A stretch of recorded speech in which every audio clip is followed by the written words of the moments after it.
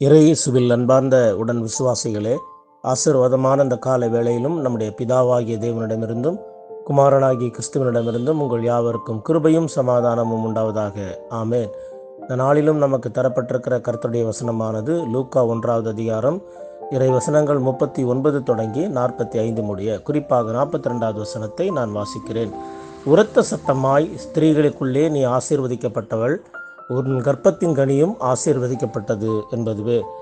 அன்பார்ந்த தேவனுடைய பிள்ளைகளே, நாம் கடவுளின் சாயலிலும் பாவனையிலும் படைக்கப்பட்டுள்ளோம் என்றால் நமது வார்த்தைகளும் வல்லமை உள்ளதாயும் நேர்மறையான காரியங்களை உருவாக்குவதாயும் அமைய வேண்டும்.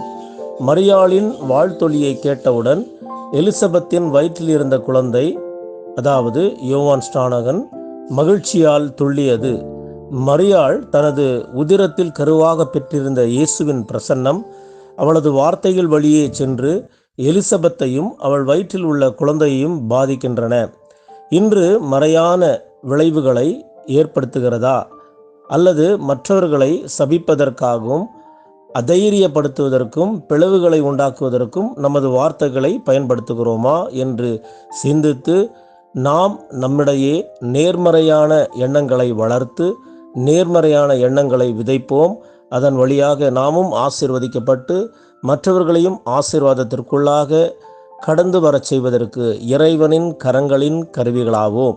எனவே அப்படிப்பட்ட ஆசீர்வாதத்தை பெற்றுக்கொள்ள எல்லாம் வல்ல தூய ஆவியானவர் தாமே இந்த நாளிலும் நம் அனைவரையும் ஆசீர்வதித்து வழிநடத்தி காப்பாராக. ஆமேன். எல்லா புத்திக்கும் மேலான தெய்வீக சமாதானம் உங்கள் இருதயங்களையும் சிந்தனைகளையும் கிறிஸ்து இயேசுவுக்குள் காத்துக்கொள்வதாக. ஆமேன். God bless you all.